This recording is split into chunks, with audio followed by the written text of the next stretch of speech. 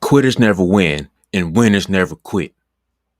I know we probably all have heard that little motivational line when a coach or somebody trying to rile their team together and just like get them through this hurdle, get them over this hump that they're in. It's like, hey, guys, you can't quit. We can't give up because quitters never win and winners never quit. It's not true. Winners quit all the time. They quit. They probably quit just as much, maybe even more than losers do. I'm pretty sure that's a true statement. And there's a reason why losers lose. It's a reason why winners win. Because the winners know how to quit. They know how to say tap out. I'm not. It's not for me. Nope. The the difference is the strategy behind the quitting, the thought process behind the quitting that gets them over the hump to be a winner. Most sides quit, but there's a reason why this side ends up winning, tied to their quitting. So I'm gonna break down the 5 different ways that winners quit to get them over the hump. Are you guys kind of tune in for it? All right. So if you are, go ahead and like this video right now, just a little bit. You ain't gotta do it a whole lot. Just like one tap. That's all you need. All right, feel me? So first off, they quit lying. They quit lying to themselves. Quit lying to people around them. They just don't lie like that because you by being able. Let's start internally. So first off, they quit lying to themselves. They don't say I'm going to go work out at 5 a.m. and then don't work out at 5 a.m. You say you're going to do something, you don't do something. That's called lying. They don't lie to themselves and say I'm going to go train and shoot after school and then don't do it. You can't win by not putting in work and you just lying to yourself. But what you're doing now is hurting the self confidence that you have in you because it's like you get to a point where it's like, yeah, I'm gonna get up and go train. I'm gonna do this, and that. Then you don't do it, and you subconsciously you're like, I ain't finna do that, bro. I already know, so whatever. Forget what they talking about. Now externally, that's the same thing. To where, yeah, coach, man, I'm gonna go train. I'm gonna go shoot. I'm gonna go work out. And I'm thinking, I'm like, bro, you ain't finna none of that. All right, whatever. So anything you say after that becomes lies because I can't trust you anymore. But that's the difference with winners. They know when to tell. They know that I gotta quit lying. I gotta quit lying to myself. I gotta quit lying to other people. I have to be an honest person and do things by this method of route. I can't keep lying to myself and just thinking that I'm gonna be successful when I'm sitting here lying to myself. I'm gonna train. I'm gonna work out. I'm gonna eat right. I'm gonna do this. I'm gonna watch film. Stop lying to yourself, bro. Just don't do it. Just fix the issue by telling the truth of what you're gonna do. Be honest with yourself. That's a simple, easy fix that you can have is to quit lying to yourself. You can also stop making excuses. This ties in the first one because excuses are just sophisticated lies. It's not too far fetched to see someone making an excuse of why they were late and it ends up being a lie. If you make a mistake, hey, I just own up to it. It's fine. I'm not saying you can't make mistakes. I'm not saying you can't have issue that you had. I mean, I was late for practice. You need to make excuses why you were late. I overslept. It's my bad. I messed up. Man, I overslept, man, because man, I had traffic, man, and this girl kind of called me and all this stuff, man. I was trying to get through the door, but this thing was going on, and then, man, like, why are you giving all these excuses, bro?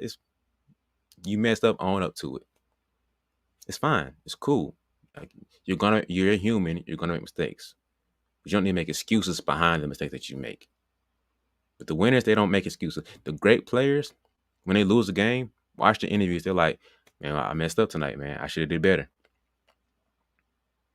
Occasionally, they have a blame the ref moment, or they'll blame this, they'll blame certain stuff where he got a foul call that shouldn't have happened, or I didn't get a foul call, or whatever.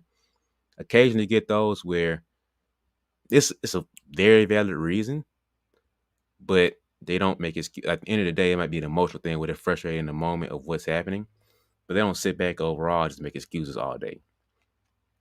Now, if you do try people who do make excuses, more than likely they're the guys who aren't as successful or um aren't doing as well as they would like to be.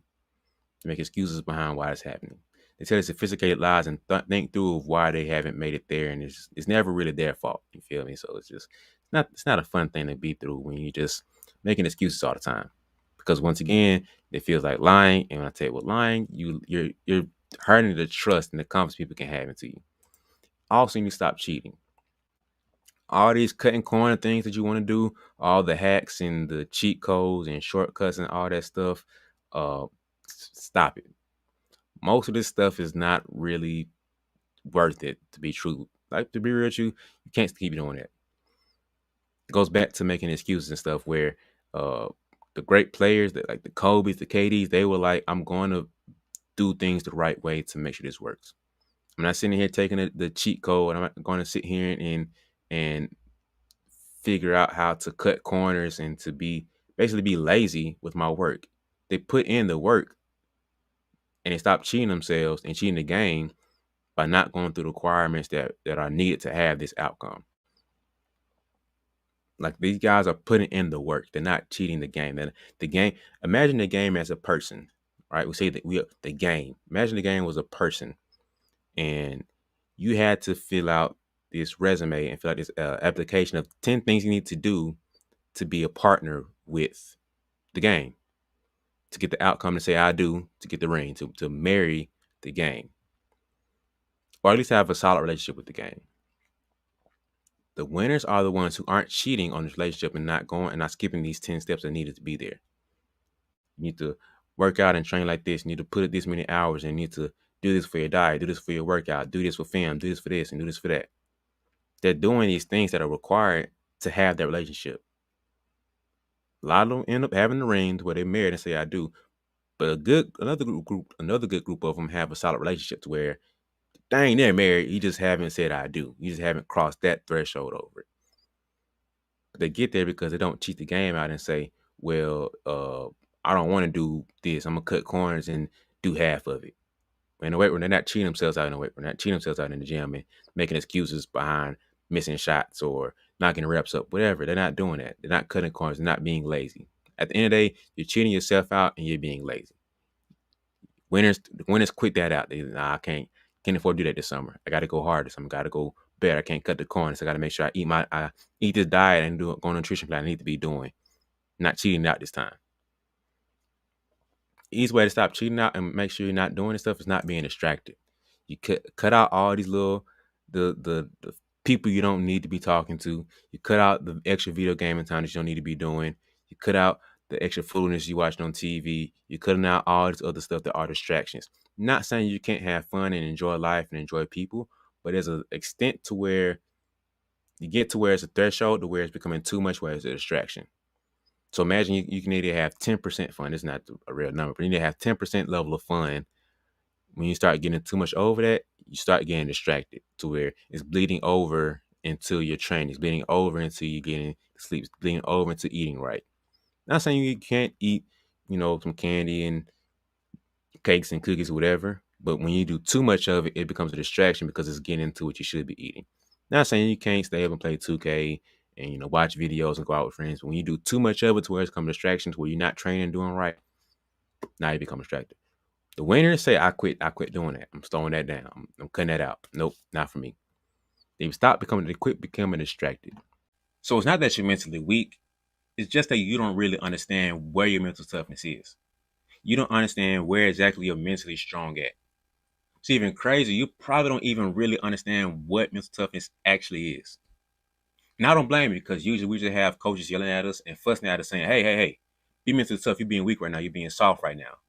But it's not the full scope, and it doesn't give you any true understanding of what mental toughness is and how you can get better at it.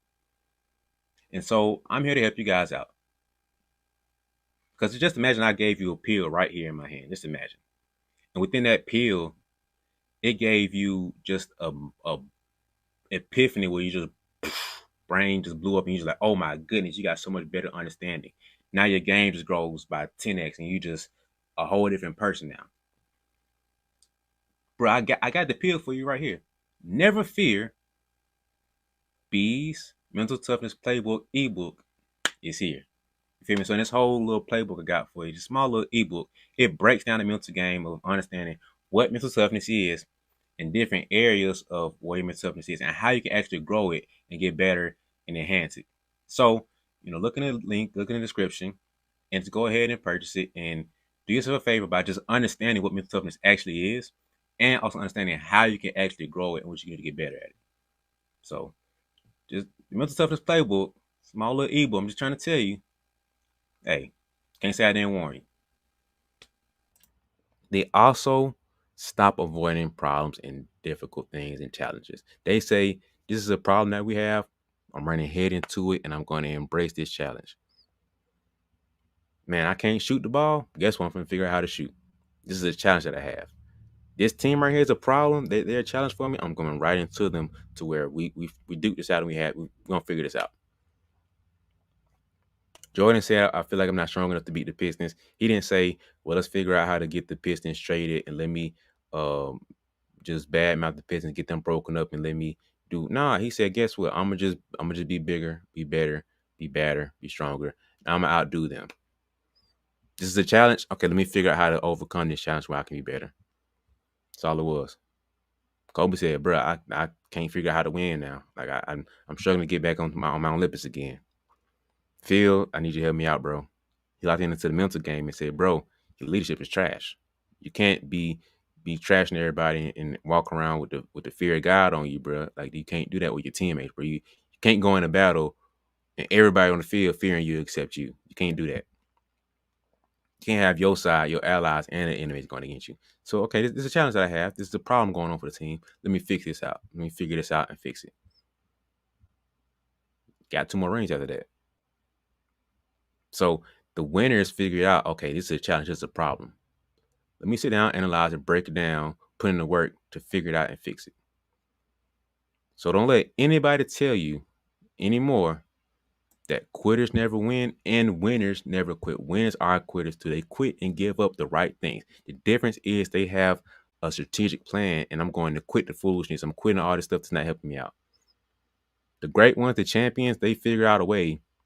They figure out what they need to stop, what they need to quit, what they need to cut out their life. They cut out the little excess fat, they cut off the necessary stuff that aren't helping them. They're holding them back. So remember, winners are also quitters. It's just to keep that in mind.